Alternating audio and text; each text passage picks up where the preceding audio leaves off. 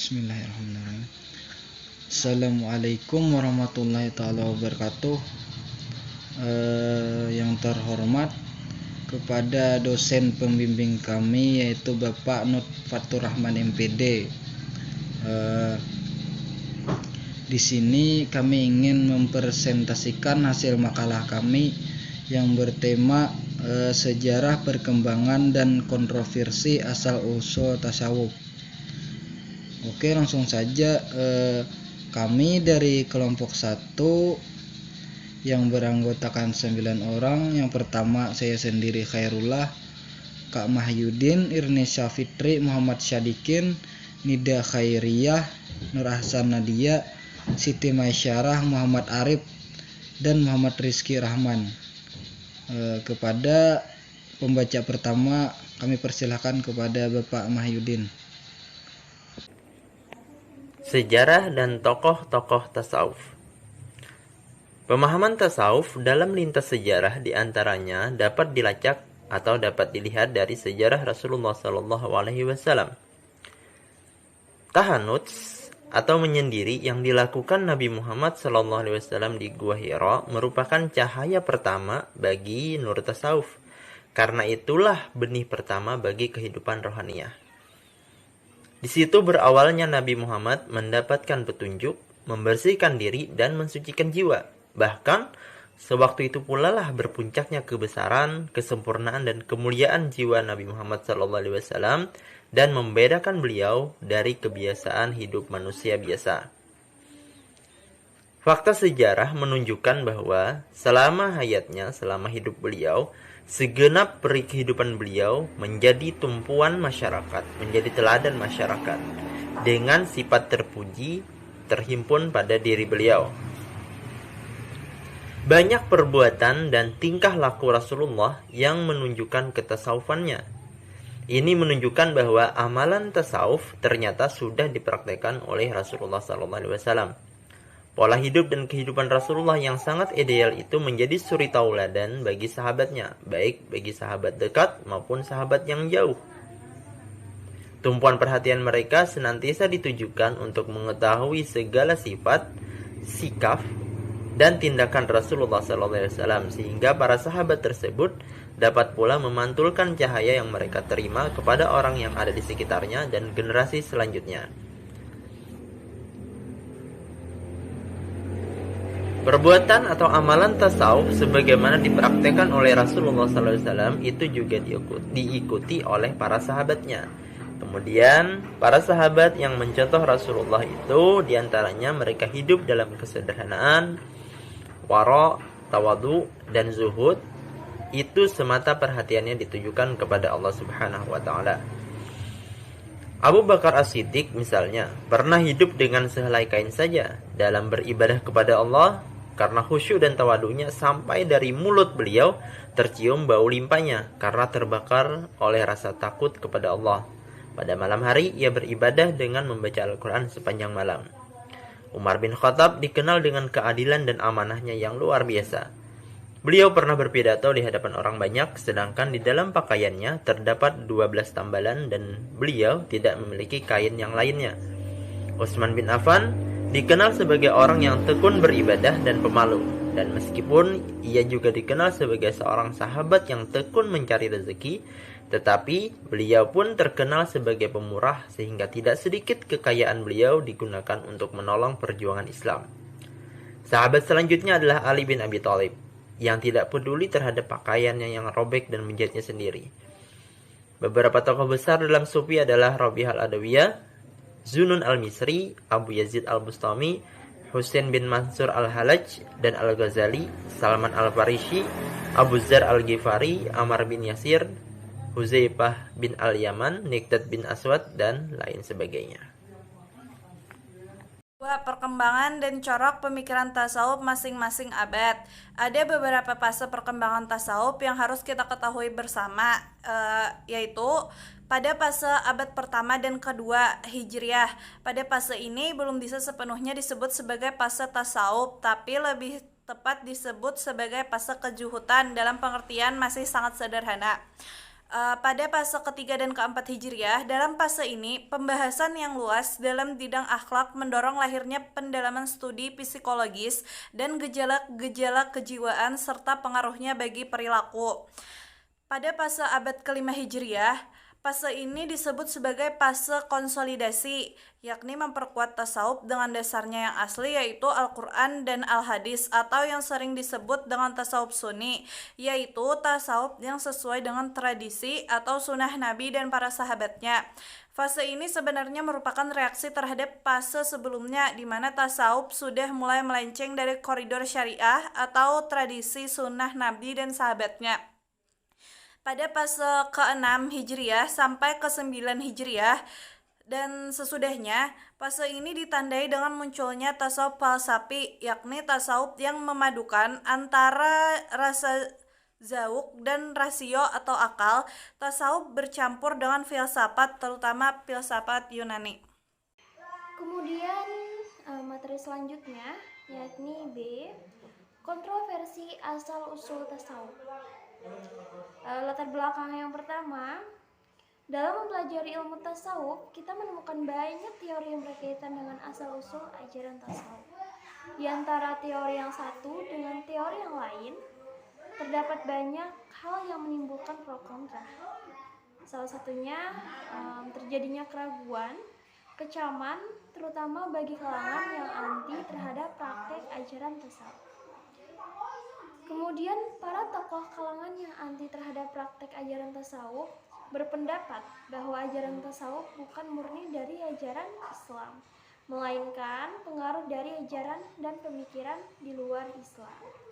Sedangkan bagi sebagian para tokoh muslim yang simpati dan menekuni ajaran tasawuf, mereka mengatakan bahwa asal-usul tasawuf berasal murni dari ajaran Islam. Karena terjadinya konflik tersebut, terjadilah banyak perbedaan pendapat atau hal itu melatar belakangi adanya kontroversi asal-usul kata tasawuf. Secara bahasa, para ulama tasawuf berbeda pendapat tentang asal-usul penggunaan kata tasawuf. Dari berbagai sumber rujukan buku-buku tasawuf, paling tidak ada 5 pendapat tentang asal kata dari tasawuf.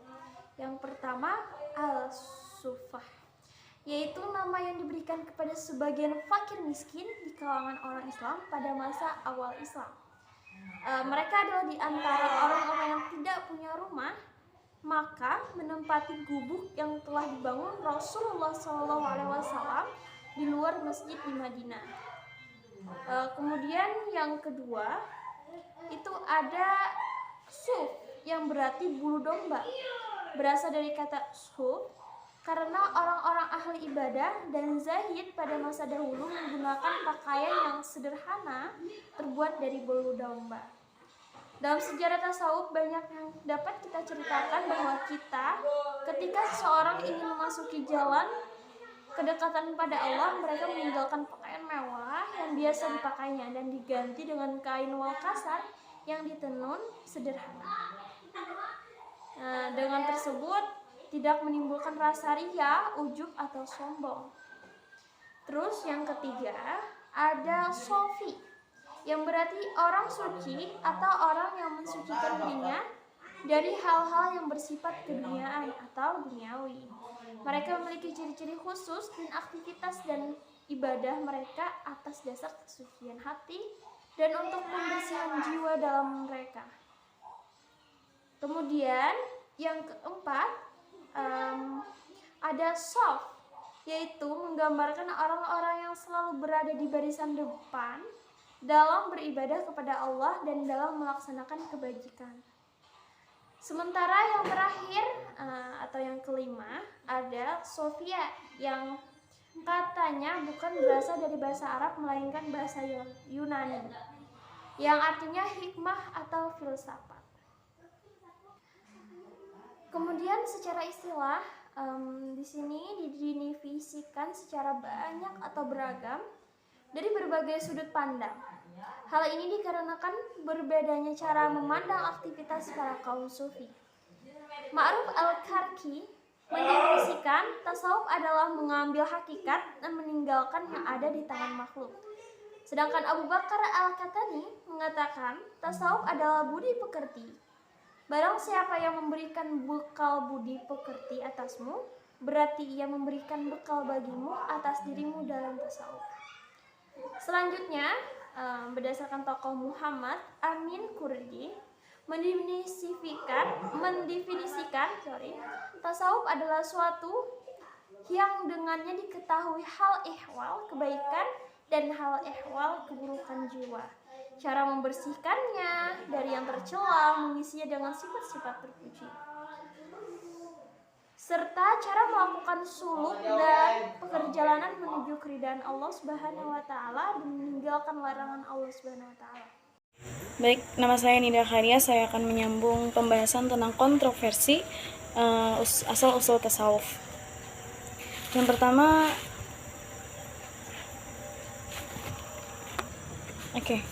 dari nas yang dimukakan dari Al-Quran, Sunnah tentang dasar-dasar tasawuf, muncul juga informasi dari kalangan pengkaji tasawuf tentang asal mula istilah-istilah tasawuf yang menimbulkan kontroversi.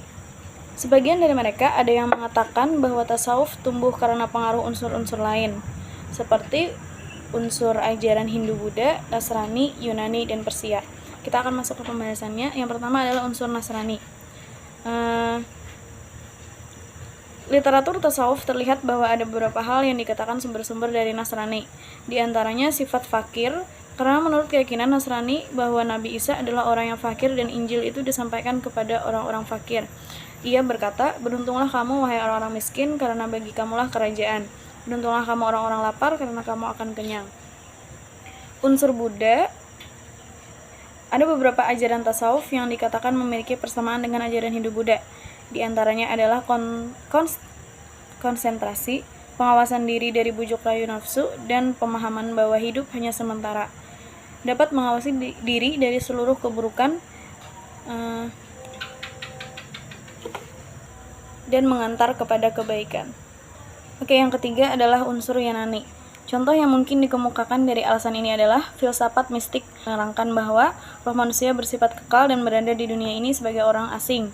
Jasmani hanya sebagai penjara bagi roh. Kesenangan roh yang hakiki dialami pada masa samawi, dan manusia harus membersihkan kesenangan roh itu dengan meninggalkan hidup materi dengan kehidupan zuhud, untuk selanjutnya berkontemplasi. Pandangan Pythagoras seperti inilah yang dikatakan sebagian orang yang telah mempengaruhi lahirnya zuhud dan sufisme dalam Islam. Yang terakhir adalah unsur Persia. Di dalam sejarah diceritakan bahwa Arab di Persia telah ada hubungannya sejak dalam bidang politik, pemikiran, kemasyarakatan, dan sastra. Tetapi belum ditemukan dalil yang kuat menerangkan bahwa kehidupan rohani Persia telah masuk ke tanah Arab. Justru sebaliknya, bahwa kehidupan kerohanian Arab masuk ke Persia melalui ahli-ahli tasawuf. Dari penjelasan ringkas di atas, terlihat secara jelas bahwa tasawuf dikatakan tumbuh dari pengaruh-pengaruh luar, seperti Kristen, Hindu, dan Buddha, maupun Yunani dan Persia. Pandangan-pandangan seperti itu umumnya dilontarkan oleh kaum orientalis barat. Hal demikian dikarenakan mereka ingin mengidentikan ajaran Islam dengan non-Islam, dengan asumsi bahwa Simpulan tentang sejarah perkembangan tasawuf. Ilmu tasawuf telah tumbuh dan berkembang sejak lama. Tepatnya sejak zaman Nabi Muhammad SAW, ilmu tasawuf memiliki banyak manfaat. Salah satunya menjadi alat untuk menghadapi kehidupan ini. Tasawuf sebagai sebuah gerakan perlawanan terhadap budaya materialisme belum ada. Bahkan tidak dibutuhkan Nabi. Para sahabat dan para tabi'in pada hakikatnya sudah sufi. Mereka mempraktikkan selalu terhadap hal-hal yang tidak pernah mengagungkan kehidupan dunia, tapi tidak meremehkannya, selalu ingat kepada Allah sebagai Sang Khalik. Setelah kekuasaan Islam makin meluas dan terjadi perubahan sejarah yang fenomenal pasca Nabi dan sahabat, ketika kehidupan ekonomi dan sosial mapan, mulailah orang-orang lalai pada sisi rohani dan budaya hedonisme. Pada budaya hedonisme pun menjadi fenomena umum. Saat itulah timbul gerakan tasawuf sekitar abad kedua Hijriah. Gerakan tasawuf bertujuan untuk mengingatkan tentang hakikat hidup. Menurut pengarang Kasab al-Zunum, orang yang pertama kali dijuluki al-Sufi adalah Abu Hashim al-Sufi. Kesimpulan bagian kedua, kontroversi asal-usul tasawuf. Tasawuf dari aspek terminologis juga didefinisikan secara beragam dan dari berbagai sudut pandang. Hal ini dikarenakan berbeda cara memandang aktivitas para kaum. Sufi Ma'ruf al-Kharqi mendefinisikan tasawuf adalah mengambil hakikat dan meninggalkan yang ada tangan makhluk. Abu Bakar al-Qattani mengatakan tasawuf adalah budi pekerti. Terlepas dari nas yang dikemukakan di atas, baik dari Al-Quran dan As-Sunnah tentang dasar-dasar tasawuf, muncul juga informasi dari kalangan pengkaji tasawuf tentang asal mula istilah-istilah tasawuf yang menimbulkan kontroversi sebagian, dan mereka ada yang mengatakan bahwa tasawuf tumbuh karena pengaruh unsur-unsur lain seperti unsur ajaran Hindu, Buddha, Nasrani, Yunani, dan Persia.